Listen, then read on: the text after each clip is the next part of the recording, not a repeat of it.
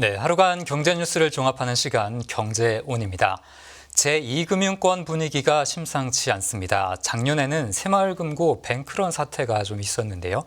지금은 저축은행이 경제 위기의 또 하나의 뇌관으로 떠오르고 있습니다.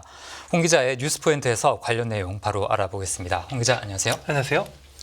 네, 이 저축은행이 돈을 잘 못 버는 것을 넘어서 손실을 좀 많이 내고 있네요. 맞습니다. 저축은행 중에서 작년에 절반 이상이 순손실을 낸 것으로 집계가 됐어요. 작년 저축은행의 결산 공시를 보면 이 79개 중 41곳이 이익을 못 냈으니까 51%가 손실을 본 겁니다. 이제 같은 금융권인 주요 은행의 경우에 작년에 사상 최대 이익을 줄줄이 냈는데 상당한 온도차가 있는 것으로 보이고요. 이 저축은행 업권 79개사의 영업 손실을 합하면 모두 5,500억 원에 달했습니다. 과거 이제 저축은행 사태로 불렸죠. 2011년 이제 대규모 영업 정지 사태 여파로 2013년 회계연도에 5,089억 원의 적자를 낸 이후에 이제 이번에 9년 만에 처음으로 적자를 기록한 것이죠. 어떻게 보면 지금 저축은행 지금 위기가 과거 저축은행 사태와 버금가는 위기라고도 볼 수가 있겠습니다. 네, 말씀해 주신 대로 제1금융권 같은 경우에는 수익을 좀 많이 내고 있습니다. 그런데 이렇게 다수의 저축은행들이 손실을 보게 되는 이유가 좀 궁금해지는데요. 네, 역시 고금리 기조 지속과 어떤 이 부동산 경기 침체 때문이다 이렇게 볼 수가 있겠습니다. 네. 이 고금리 기조의 제1금융권 주요 은행들은 예대 마진을 기반으로 해서 이익을 낼 수가 있었는데요. 저축은행은 좀 힘들어 보입니다. 이 저축은행들은 이 중저신용자 고금리 대출을 주로 이제 취급을 하면서 이 경기가 나빠지면서 대출을 해주고 못 받는 경우가 상당히 늘고 있습니다. 네. 또 기업 대출의 경우는 이 부동산 PF 대출 비중이 상당히 컸어요. 이 때문에 고금리로 인한 이제 부동산 침체 직격탄을 맞았고요. 계속해서 건전성 우려가 불거지고 있는 상황입니다.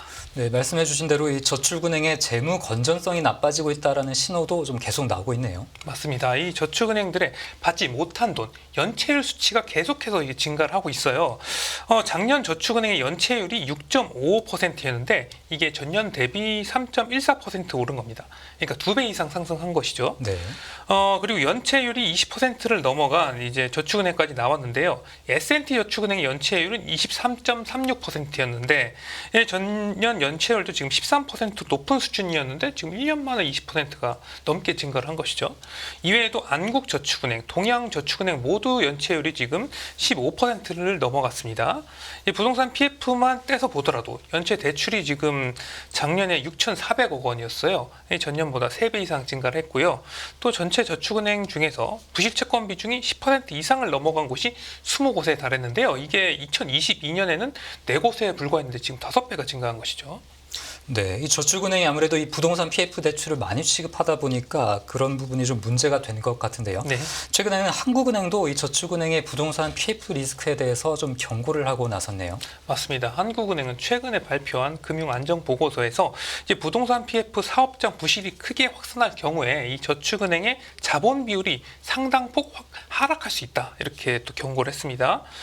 특히 저축은행 같은 경우는 PF 대출과 연체율 비중이 다른 업권보다 상당히 큰 것이다 이렇게 분석을 하긴 했는데요. 고위험 PF 사업장 부실이 이 다른 사업장으로 전이가 되는 최악의 경우에 있어서 은행이나 보험사 등보다 자본 비율 하락폭이 더 클 것이다. 이렇게 진단했습니다. 그러니까 PF 손실 이제 노출도가 크다 보니까 자본 어떤 확충이 좀 더 힘들 것이다 이렇게 본 것이죠. 네, 이 저축은행들의 상황이 좀 상당히 어려워 보입니다.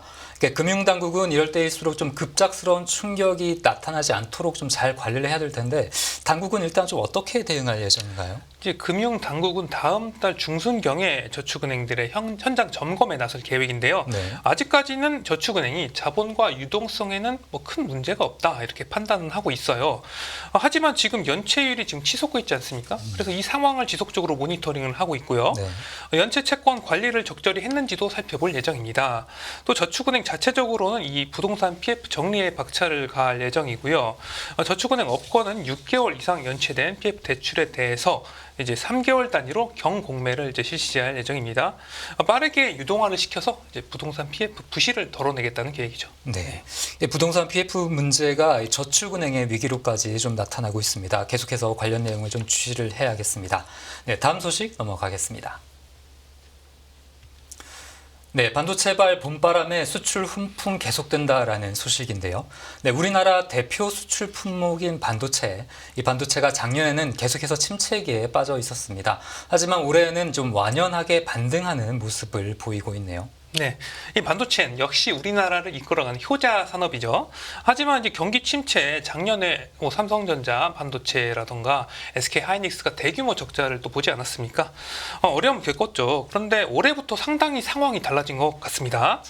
산업통상자원부가 오늘 발표한 이제 3월 수출입 동향을 살펴보면요, 이제 3월 반도체 수출이 117억 달러로 이제 21개월 만에 가장 높은 수준을 나타냈습니다. 네. 이게 지금 5개월 연속 증가세고요. 이 같은 반도체 수출 증가에 우리나라 전체 수출도 좀 증가세를 나타냈습니다. 작년 10월에 플러스로 전환한 이후에 6개월 연속 이제 플러스 수출을 기록을 했고요. 3월 수출액을 보면 585억 달러로 3.1%가 증가를 했습니다.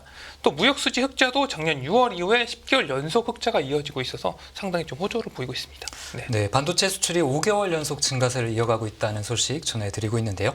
이렇게 반도체 수출이 살아난 원인 좀 궁금해집니다. 역시 AI 열풍에 따른 어떤 서버 투자 확대 등으로 IT 전방 산업의 수요가 살아나고 있다는 게 큰 원인으로 볼 수가 있겠고요. 네. 또 반도체 겨울 속에서 이 낸드 플래시 메모리 가격이 상당히 하락을 했었는데 최근에 또 반등하는 모습을 보이고 있어요. 또 수출 물량이 회복되면서 전체적인 반도체 수출 증가로 또 이어지게 됐습니다. 네. 네, 이 반도체 말고도 또 다른 수출 호조를 보인 품목이 또 있을 것으로 보이는데요. 맞습니다. 반도체 수출뿐만 아니라 4대 IT 품목이라고 불리는 게 있는데요. 반도체, 디스플레이, 컴퓨터, 이 무선 통신 기기 모두 이제 2년 만에 처음으로 동반 이제 수출 증가하는 모습을 나타냈어요. 네. 전반적인 IT 턴어라운드 흐름이라고 볼 수가 있는 것이죠. 이제 디스플레이는 이제 8개월, 지금 컴퓨터 수출은 3개월 연속 수출이 증가를 했고요. 이제 무선 통신기기 수출도 3개월간 이어진 감소세를 끊어내고 증가세로 돌아서기도 했습니다. 또 우리나라 선박도 상당히 순항했어요. 3개월 선박 수출은 102% 늘어서 8개월 연속 플러스 기조를 이어갔습니다. 또 LNG 운반선 등 이 친환경 선박 수주가 상당히 증가한 영향이 컸고요. 네. 네. 이 반도체를 포함해서 IT 5대 품목이 모두 다 호조를 좀 보이고 있고 선박 수출까지 증가를 하고 있습니다. 이런 것들은 좀 고무적인 일인데 우리나라의 대표적인 수출 효자 품목인 자동차가 좀 주춤한 것 같습니다. 네, 맞습니다. 반도체가 좀 주춤했을 때 자동차가 좀 치고 올라왔었는데 지금 올해 2월에 이어서 3월도 좀 수출이 감소를 하는 모습을 보였어요. 3월 자동차 수출은 5% 줄어든 이게 67억 7천만 달러였는데 작년이 워낙 수출이 좋다 보니까 일종의 어떤 기저 효과도 있고요. 또 작년 하반기 이후에 글로벌 전기차 수요가 주춤한 영향도 컸습니다. 네. 네, 반도체를 중심으로 3월 수출 동향 알아봤고요. 그리고 마지막 소식 이어가겠습니다. 네, 롯데 백화점 효율화 박차, 부동산 재개발 속도 낸다라는 소식인데요. 네, 롯데그룹이 이 계열사별로 좀 상황이 좀 많이 다릅니다. 건설 같은 경우에는 좀 어려운 상황을 겪고 있지만 롯데쇼핑은 견조한 모습을 또 나타내고 있는데요. 그런데 올해도 실물 경기가 빠르게 회복되는 게 좀 힘들어 보이기 때문에 롯데쇼핑이 선제적으로 위기 대응에 좀 나서고 있네요. 네, 맞습니다. 롯데쇼핑은 이제 작년에 5천억 원이 넘는 영업이익을 거뒀어요. 이게 전년 대비 30%가 증가하는 실적이었거든요. 이 경기 침체에도 이 사업부별 개선 노력에 힘입어서 상당히 선방하는 모습이었습니다. 2022년 코로나19로 상당히 힘들었기 때문에 기저 효과도 있었고요. 올해도 롯데쇼핑은 어려운 상황 속에서도 실적 개선세를 이어가겠다는 목표를 세웠습니다. 네. 우선 이제 실적이 부진한 매장들의 수익성을 끌어올리겠다는 계획이고요.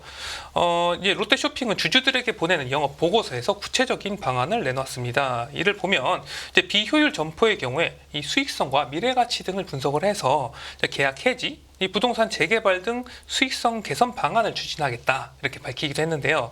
한마디로 지금 장사가 안 되는 곳은 백화점을 접거나 아니면 유동화하거나 다시 재개발해서 수익을 내겠다는 방침입니다. 네. 롯데쇼핑이 최악의 경우에는 이 매장 정리를 통해서라도 좀 비용을 줄여보겠다라는 것으로 들립니다. 이렇게 수익을 좀 개선하겠다고 나선 배경은 또 무엇인가요? 네, 롯데백화점은 그동안 경쟁사와 비교해서 상당히 많은 이 점포 수를 통해서 매출은 없게 이제 1위를 지켜왔습니다. 네. 하지만 일부 매장은 이 내실을 다지지 못했다. 뭐 이런 평이 좀 적지 않았어요. 롯데 이제 국내 백화점 매장 수는 지난해 말 기준 32개 정도로 이제 신세계 13개, 현대 16개와 비교해서 상당히 많은 수준이었는데요. 하지만 점포당 매출은 이 경쟁사에 비해서 좀 뒤처졌습니다. 롯데백화점의 점당 매출이 537억 원이었는데 신세계를 보면 점당 매출이 2천억 원, 현대는 1천억 원 수준이었습니다. 이 537억 원이 뭐 아울렛은 포함된 거긴 하지만 그래도 상당히 매출 격차가 크죠. 작년 점포별 매출 수준을 봐도 지금 롯데 같은 경우는 잠실 롯데, 뭐 그리고 본점만 매출이 좀 증가하는 추세였고 나머지 뭐 지방의 어떤 소규모 점포 같은 경우는 매출이 제자리 걸음이거나 아니면 감소하는 추세였습니다. 네. 이 주력점에서는 성과를 내고 있지만 실적을 많이 깎아내는 점포는 좀 정리를 하고 싶은 것이죠. 네, 이 한마디로 좀 효율성을 높이겠다라는 의미인 것 같습니다. 이게 롯데 계열사인 롯데마트와 하이마트가 이런 효율화를 통해서 뭐 성과를 낸 좀 선례가 있었다고요. 맞습니다. 롯데마트는 이제 2020년부터 작년까지 14개 매장을 폐점했고요. 이 2개 매장은 이제 매각해서 재임대하는 이제 세일 앤 리스백 방식으로 이동을 했습니다. 이제 올해는 이제 롯데마트 5개 주차장 2곳에 대한 이제 추가 매각을 또 진행을 하고 있고요. 이 같은 노력으로 영업이익이 2년 만에 360% 증가를 했습니다. 하이마트도 2022년 40개점, 작년에 무려 56개점을 폐점하고 69개점에 대한 리뉴얼을 진행을 했어요. 그러다 보니까 작년에 흑자수 전환도 성공을 했고요. 네, 이 백화점도 롯데마트나 하이마트처럼 매장을 팔거나 뭐 아니면 접거나 리뉴얼할 그럴 가능성이 좀 커 보이네요. 맞습니다. 이 백화점 내 리포지셔닝 대상 점포는 이제 수년간 실적이 좋지 않거나 이미 세일 앤 리스백을 진행을 해서 유동화가 상대적으로 쉬운 점포가 대상이 될 것으로 보이고요. 롯데백화점은 2010년 분단점을 시작으로 2014년 일산점, 포항점을 이제 매각을 한 뒤에 재임차에서 유동성을 또 확보하기도 했고요. 2019년 이후에는 창원점, 구리점 등 10개의 점포에 대한 세일 앤 리스백을 진행했는데 올해도 좀 계속해서 이 세일 앤 리스백이나 점포 정리의 속도를 낼 것으로 보이고요. 또 수원점이 지금 대대적인 리뉴얼을 하고 있거든요. 이 같은 가치를 끌어올리는 전략도 또 병행할 계획입니다. 네, 이게 주변을 둘러봐도 롯데백화점의 매장이 참 많은 것을 알 수가 있습니다. 어떤 변화가 좀 있을지 한번 지켜봐야겠습니다. 오늘 뉴스포인트 여기까지 하겠습니다. 홍 기자 수고했습니다. 감사합니다.